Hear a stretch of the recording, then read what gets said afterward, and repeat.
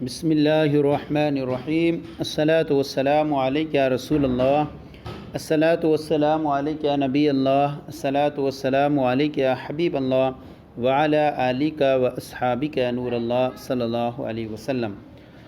آج ہم آپ کے سامنے علم النحو کا لیسن نمبر 8 پیش کر رہے ہیں۔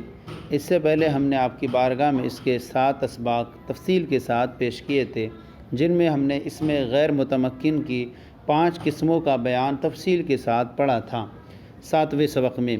آج جو ہے 8ویں سبق میں اس کی بقیہ قسموں کی تفصیل کے ساتھ پیش کر رہے ہیں۔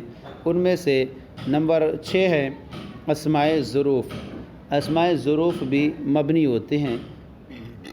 اسماء ظروف وہ کلمات ہیں جن میں ظرف زمان اور مکان کے معنی پائے جاتے ہیں، یا تو اس میں زمان کے معنی پائے جائیں یا وہ مکان پر دلالت کریں۔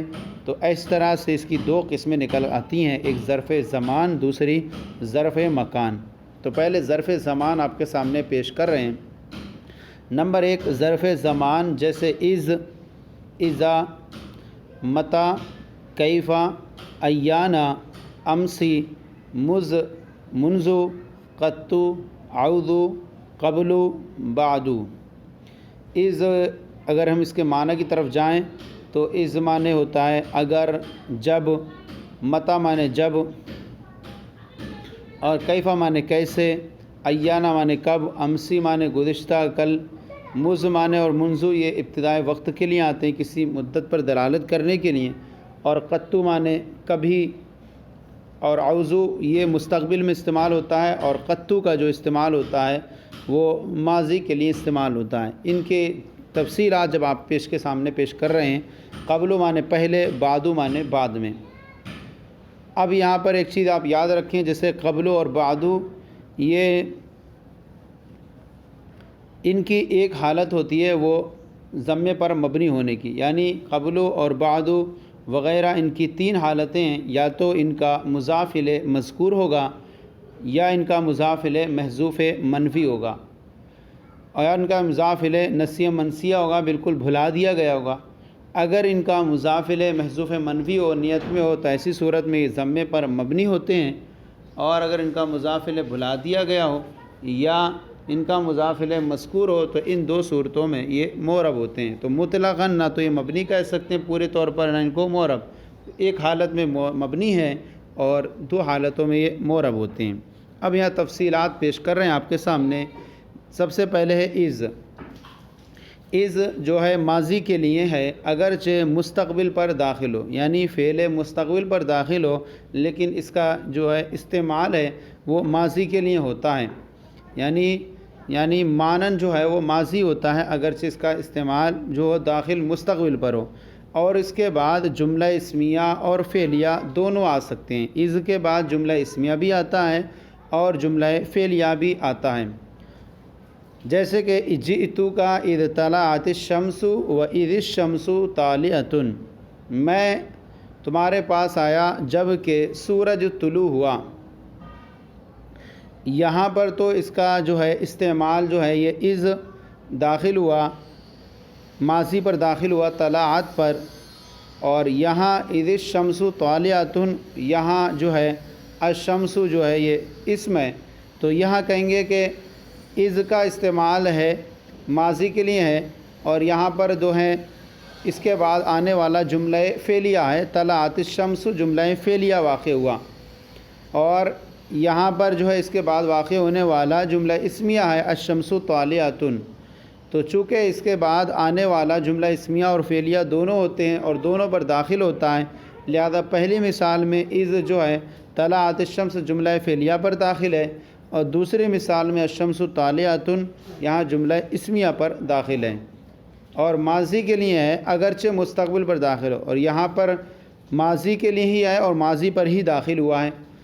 اور اذا، اب یہ ہوا اس کے تعلق سے، اذا یہ مستقبل کے لیے آتا ہے اور ماضی کو بھی مستقبل کے معنی میں کر دیتا ہے، یعنی لفظاً جو ہوگا وہ ماضی نہیں ہوگا، لیکن معنن جو ہوگا لفظاً ماضی ہوگا لیکن معنن وہ مضارع ہو جائے گا۔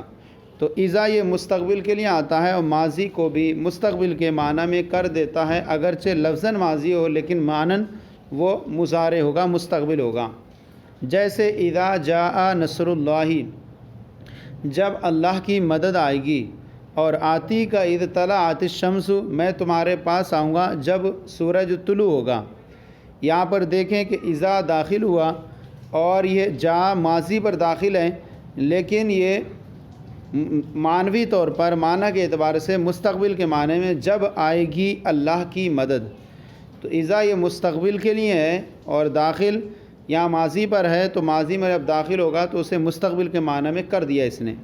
اسی طرح یہاں پر بھی دیکھیں آتی کا اذا طلعت الشمس، یہاں پر بھی جو ہے اذا یہ مستقبل کے لیے ہے اور ماضی پر داخل ہو کر اس کو مستقبل کے معنی میں اس نے کر دیا کہ میں تمہارے پاس آؤں گا جب سورج طلوع ہوگا۔ تو اذا کا جو استعمال ہے وہ مستقبل کے لیے ہے اور ماضی پر داخل ہو کر مستقبل کے معنی میں کر دیتا ہے، جیسے ان دونوں مثالوں میں۔ اور کبھی اذا جو ہے مفاجات کے لیے آتا ہے، مفاجات کوئی اچانک ہونے والی چیز ہو اس پر پیش کرنے کے لیے، اس کو بتانے کے لیے اذا کا استعمال کرتے ہیں۔ اور کبھی مفاجات کے لیے بھی آتا ہے اذا، جیسے خرجت فاذا السبع واقف، میں نکلا پس اچانک درندہ کھڑا تھا۔ تو یہاں پر دیکھیں کہ فاذا جو استعمال ہوا یہاں مفاجات کے لیے ہوا کہ اچانک درندہ کھڑا ہے، اور اس کا استعمال جو ہے اس کا دخول یہاں جملہ اسمیہ پر ہے۔ تو یہاں پر دیکھیں کہ اذا کا استعمال مفاجات کے لیے ہوا، یعنی کوئی چیز اچانک پائی گئی۔ تو یہاں پر آپ نے از اور اذا کے تعلق سے پڑھا کہ از جو ہے یہ ماضی کے لیے آتا ہے، اگرچہ مستقبل پر داخل اور اس کے بعد جملہ اسمیہ اور جملہ فعلیہ دونوں آ سکتے ہیں۔ یہاں دونوں مثالوں میں اس کا دخول جو ہے جملہ فعلیہ پر ہے، جو دونوں کا ماضی کے لیے ہے، اور یہ الگ بات ہے کہ پہلی مثال میں جملہ فعلیہ پر داخل ہے اور دوسری مثال میں جملہ اسمیہ پر داخل ہے، اس کے بعد جملہ اسمیہ ہے۔ اور اذا جو ہے یہ مستقبل کے لیے آتا ہے اور ماضی کو مستقبل کے معنی میں کر دیتا ہے، جیسے اذا جاء نصر اللہ، یہاں پر یہ داخل جو ہے ماضی پر ہے لیکن مستقبل کے معنی میں کر دیا اس ماضی کو۔ اسی طرح یہاں پر بھی ماضی پر داخل ہے اور اس ماضی کو اس نے مستقبل کے معنی میں کر دیا ہے۔ اور کبھی یہ مفاجات کے لیے بھی آتا ہے، جیسے خرجت فاذا السبع واقف۔ اس کے بعد بیان فرما رہے ہیں متى۔ متى جو ہے یہ ظرف زمان میں سے متى ہے، یہ شرط اور استفہام کے لیے آتا ہے، شرط کے لیے بھی آتا ہے اور استفہام کے لیے بھی آتا ہے۔ جیسے متى تصم اسم، جب تم روزہ رکھو گے تو میں روزہ رکھوں گا، یہ شرط کی مثال ہے۔ یعنی متى تصم یہ شرط بنا اور اسم یہ جزا بنے گا اس کی۔ متى تصم اسم، جب تم روزہ رکھو گے تو میں روزہ رکھوں گا، یہ شرط کی مثال ہوئی۔ اور متى تسافر، تم کب سفر کرو گے، یہ جو مثال ہے متى تسافر یہ استفہام کی مثال ہے۔ تو متى کا استعمال دونوں کے لیے ہوتا ہے، شرط کے لیے بھی اور استفہام دونوں کے لیے بھی ہوتا ہے۔ لیکن شرط کے لیے ہوگا تو یہاں پر دیکھ لیں، پہچاننے کا طریقہ یہ ہے کہ دو جملوں پر داخل ہوگا، تسم اور اسم دو جملے ہیں، شرط پہلا شرط بنے گا اور دوسرا والا جزا بنے گا۔ اور استفہام پر داخل ہو تو یہاں دیکھیں متى تسافر، تم کب سفر کرو گے، یہ دو مثالیں ہوئیں استفہام اور شرط کی۔ کیفا، اب کیفا کے بارے میں بیان کر رہے ہیں کہ کیفا یہ حال دریافت کرنے کے لیے آتا ہے، حالت دریافت کرنے کے لیے آتا ہے کہ طبیعت اور حالت آپ کی کیسی ہے۔ کیفا کے ذریعے کسی کی حالت دریافت کی جاتی ہے، یہ حال دریافت کرنے کے لیے آتا ہے۔ جیسے کیف انت، آپ کیسے ہیں، آپ کی طبیعت کیسی ہے، یعنی ای فی ای حال انت، تم کس حال میں ہو۔ تو کیفا کے ذریعے کسی کی حالت دریافت کی جاتی ہے، یہ بھی ظروف زمان میں سے ہے۔ اس کے بعد ہے ایانا۔ ایانا معنی ہوتا ہے کب، اور یہ وقت دریافت کرنے کے لیے آتا ہے۔ عام طور پر اس کا استعمال جب ہوتا ہے جب کسی ہولناک اور عظیم الشان چیز کو پوچھنا ہو تو اس کے ساتھ جو عظیم الشان چیز کا سوال ہوگا اور عظیم الشان چیز بولی جائے گی۔ یہ وقت دریافت کرنے کے لیے آتا ہے، جیسے ایانا یوم الدین، کب ہے دن جزا کا، اور جزا کا دن یہ عظیم الشان ہے۔ تو ایانا یہ وقت دریافت کرنے کے لیے آیا، یہ وقت پوچھ رہا ہے اس کے ذریعے سے کہ قیامت کا دن کب ہوگا۔ تو ایانا یہ وقت دریافت کرنے کے لیے آتا ہے۔ اس کے بعد ہے امسی۔ امسی معنی ہوتا ہے گزشتہ کل، جیسے جاءنی زید امسی، آیا میرے پاس زید کل، تو یہ بھی جو ہے زمانے پر دلالت کر رہا ہے، گزرے ہوئے زمانے پر۔ تو امسی بھی جو ہے یہ ظروف زمان میں سے ہے اور یہ بھی مبنی ہے۔ امسی جیسے جاءنی زید امسی، آیا میرے پاس کل زید۔ مز اور منذ، مز اور منذ کا استعمال کب کرتے ہیں؟ یہ دونوں کام کی ابتدائی مدت بتاتے ہیں کہ کام کی شروعات کب سے ہو رہی ہے، تو اس مدت کو بتانے کے لیے مز اور منذ کا استعمال کرتے ہیں۔ جیسے ما رأیتہ مز یوم الجمعۃ، میں نے اس کو جمعہ کے دن سے نہیں دیکھا۔ مز یہاں پر بتایا اس نے کہ کام کی یعنی نہ دیکھنے کی جو مدت ہے وہ جمعہ کے دن سے ہو رہی ہے۔ ما رأیتہ مز یوم الجمعۃ، میں نے اس کو جمعہ کے دن سے نہیں دیکھا۔ اور پوری مدت کے لیے بھی آتے ہیں، کبھی یہ ابتدائی مدت کو بیان کرنے کے لیے آتے ہیں، جیسے کہ یہ بتایا کہ ابتدائی مدت یعنی جمعے کے دن سے ہے نہ دیکھنے کی مدت، اور کبھی پوری مدت بیان کرنے کے لیے آتے ہیں، جیسے ما رأیتہ مز یومین، میں نے اس کو 2 دن سے نہیں دیکھا۔ 2 دن سے نہیں دیکھا تو یہ پوری مدت 2 دن کی بیان کر رہے۔ اور مز اور منذ، یہاں منذ کا استعمال کریں یا مز کا، دونوں کا ایک ہی معنی ہوتا ہے۔ منذ ما رأیتہ منذ یومین، میں نے اس کو 2 دن سے نہیں دیکھا۔ اس کے بعد ہے قطو۔ قطو یہ جو ہے یہ ماضی منفی کی تاکید کے لیے استعمال ہوتا ہے اور یہ بھی مبنیات میں سے ہے، اور یہ ماضی منفی کی تاکید کے لیے ہوتا ہے۔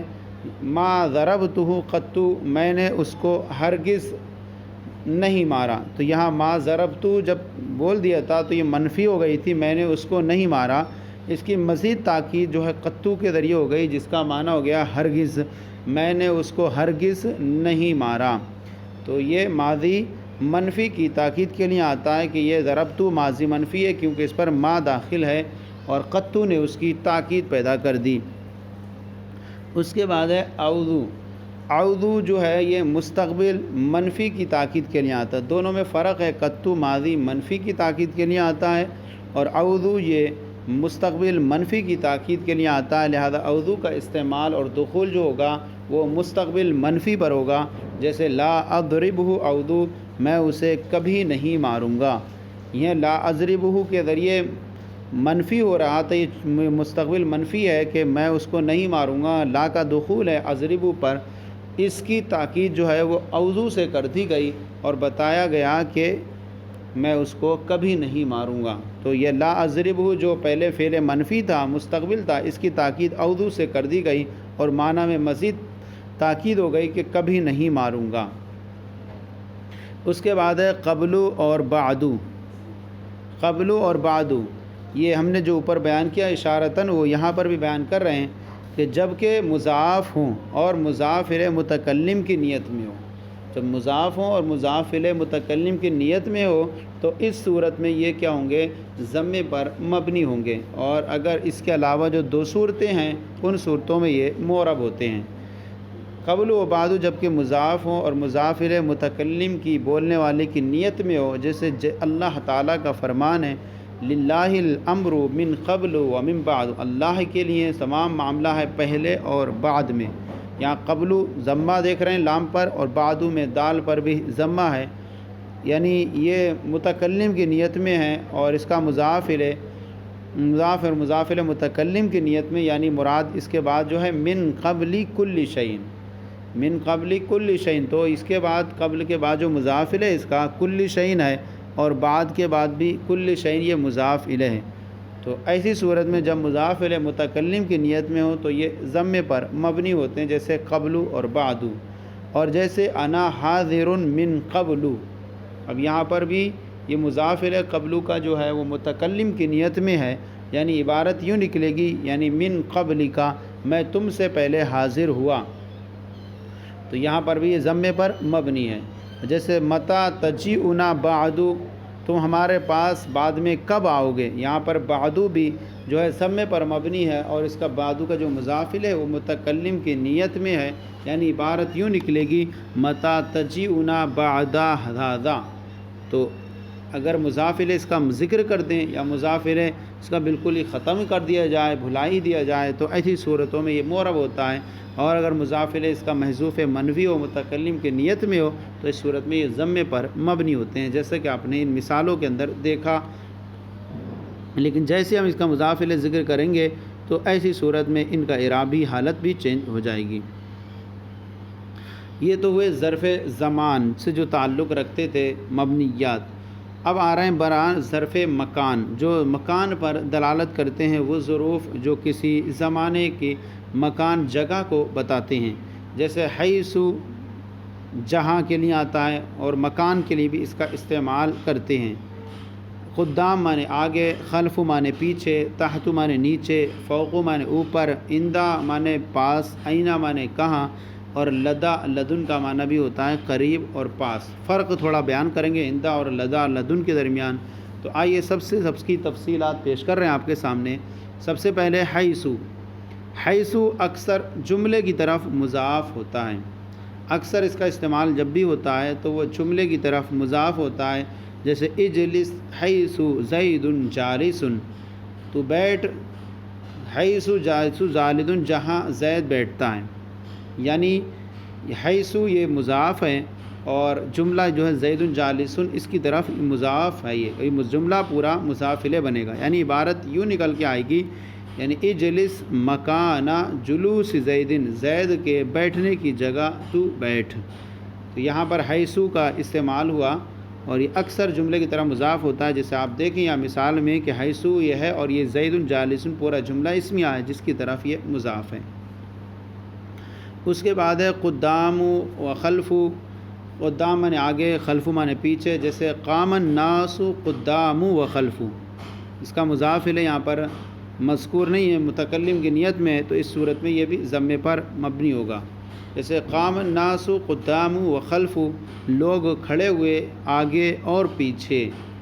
یہاں قدام اور خلف یہ آگے اور پیچھے، یعنی آپ ہم ذکر کریں گے اس کا مضاف الیہ تو بنے گا قدامہ و خلفہ، لوگ اس کے آگے اور اس کے پیچھے کھڑے ہوئے. اس کے بعد ہے تحت و فوق، نیچے اور اوپر. جیسے جلس زید تحت و سعید عمر فوق. جلس زید تحت، زید نیچے بیٹھا، و سعید عمر اور عمر اوپر چڑھا.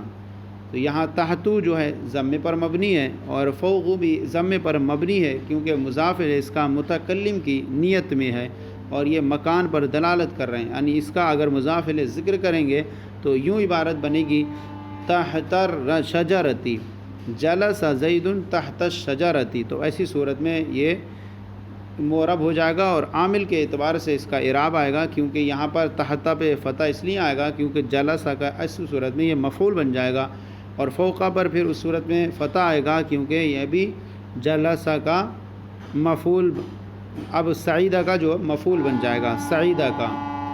یعنی عبارت نکلے گی زید چڑھا، زید بیٹھا درخت کے نیچے، اور عمر چڑھا درخت کے اوپر. تو حاصل اس کا اتنا یاد رکھیں کہ ان سب کا جو ہے یہ مبنی اس وقت ہوں گے جب کہ ان کا مضاف الیہ مضاف ہو، یہ مضاف ہو اور مضاف الیہ متکلم کی نیت میں ہو، تو ایسی صورت میں یہ ضمے پر مبنی ہوں گے.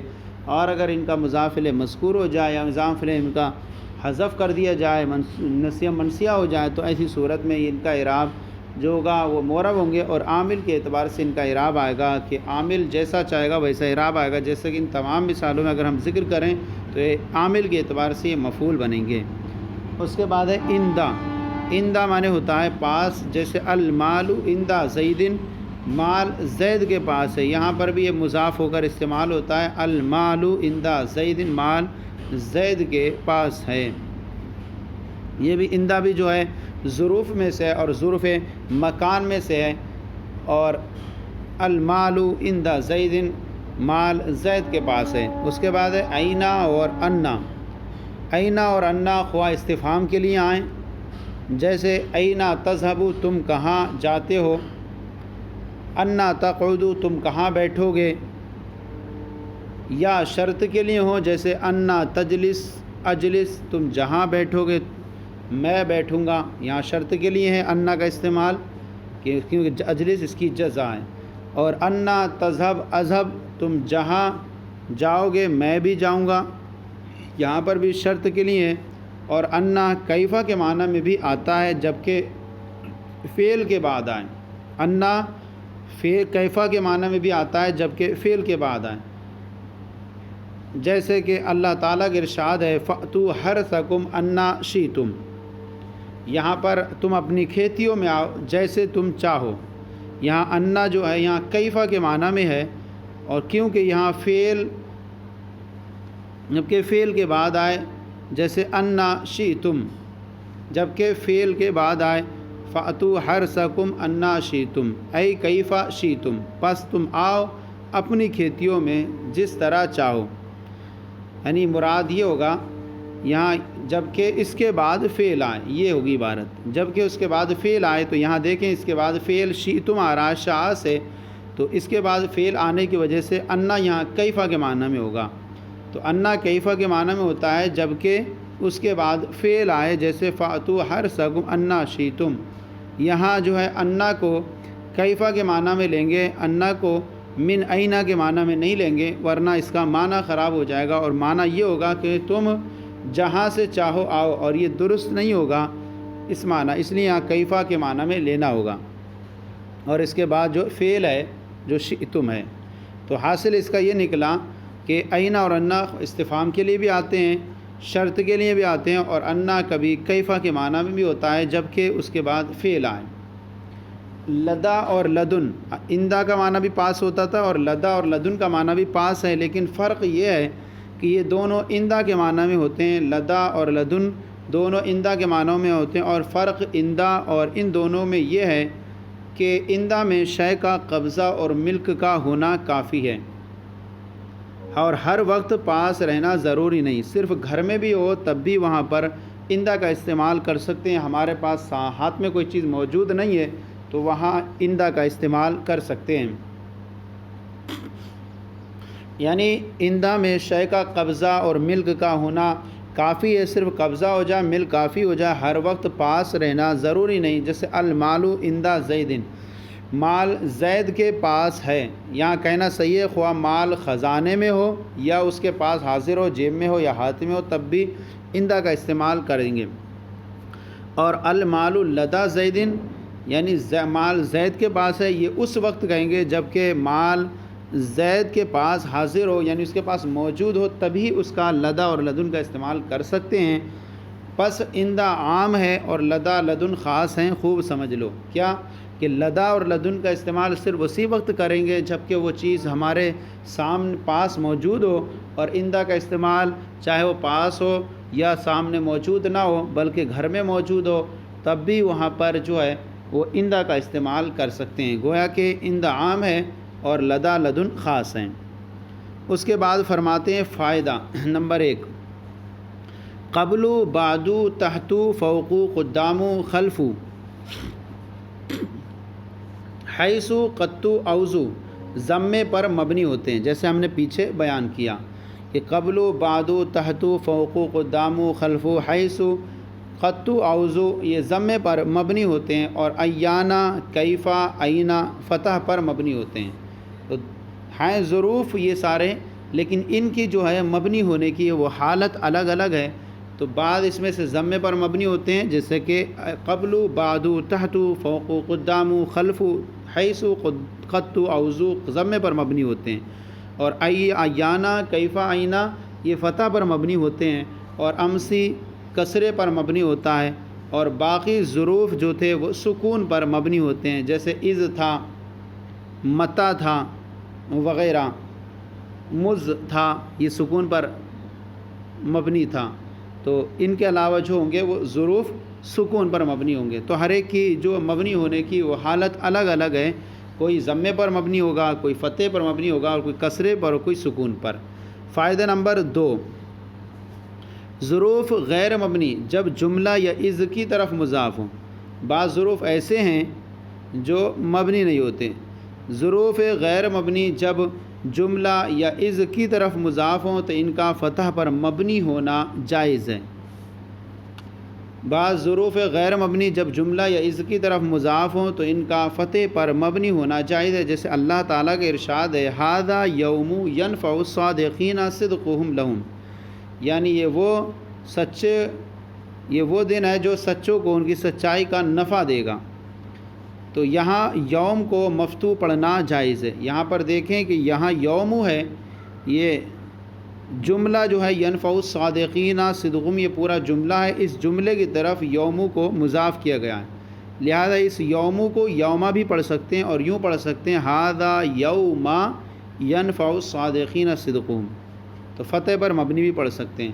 اور جیسے کہ اس کی طرف مضاف ہو تو ان کو جملے کی طرف مضاف ہو تو یہ مثال ہو گئی، اور جب اس کی طرف مضاف ہو تو یہ مثال ہے، جیسے یومئذ حینئذ، یہاں یوم جو ہے وہ از کی طرف مضاف ہے، اور حینئذ یہاں بھی مثال میں حینئذ، یعنی عبارت ان کی نکلے گی یومئذ کان کذا، حینئذ کان کذا، تو گویا کہ یہاں از ان کی طرف مضاف ہیں اور یومئذ یوم یا از کی طرف مضاف ہے، تو یہاں یوم کو فتح پر مبنی پڑھنا بھی جائز ہے۔ اس کے بعد ہے نمبر 7 اسماء کنایات۔ اسماء کنایات وہ اسماء ہیں جو کسی مبہم اور غیر معین امر پر دلالت کرتے ہیں۔ ان سے کوئی مبہم یعنی واضح چیز سمجھ میں نہیں آتی ان سے، اور غیر معین چیز پر امر پر دلالت کرتے ہیں، جیسے کم و قضا۔ کم و قضا کنایا ہیں عدد سے، جیسے کم درہمن، کتنے درہم، اور قضا درہمن، کم اور قضا یہ کنایا ہیں عدد سے، اور کیتا و زیتا کنایا ہیں بات سے، کیتا و کیتا حدیثاً، کیتا و کیتا قالا کیتا و کیتا، اس نے اس طرح سے کہا۔ اور اسی طرح کم و کا عدد سے، جیسے کم درہمن انفقتا، کتنے درہم تو نے خرچ کیے، تو کم قضا یہ کنایا ہوتے ہیں عدد سے، اور کیتا و زیتا یہ گفتگو سے بات سے کنایا ہوتے ہیں، اور یہ بھی جو ہیں وہ مبنی ہیں۔ اور اس میں سے 8ویں قسم ہے مرکب بنائی، جیسے احد عشرہ۔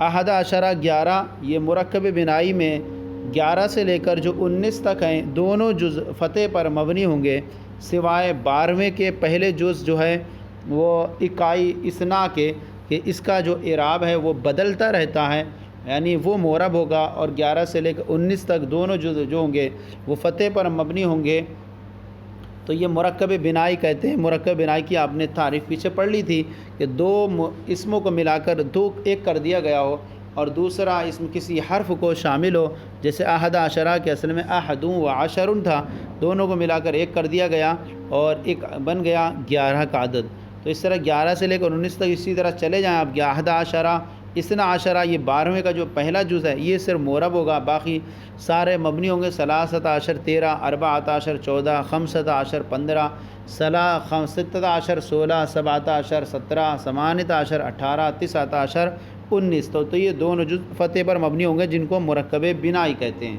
تو اس طرح سے ہم نے جو اس میں غیر متمکن کی جو 8 قسمیں تھیں، جو مبنی اصل سے مشابہت کی بنیاد پر یہ مبنی ہوتے تھے، مبنی اصل 3 چیز تھے، فعل ماضی، امر حاضر، تمام حروف، اور اس میں غیر متمکن کی یہ 8 قسمیں آپ کے سامنے بیان کی گئیں تفصیل کے ساتھ۔ آج کا سلسلہ لیسن نمبر 8 مکمل ہو گیا، آپ کی بارگاہ میں پیش کیا گیا، کیسا لگا ضرور بتائیں، کوئی کمی ہو تو اصلاح فرمائیں، اور ہمارے چینل کو سبسکرائب کریں، دوسروں کو شیئر کریں تاکہ دوسرے بھی آپ کے ساتھ ثواب میں شریک ہو جائیں۔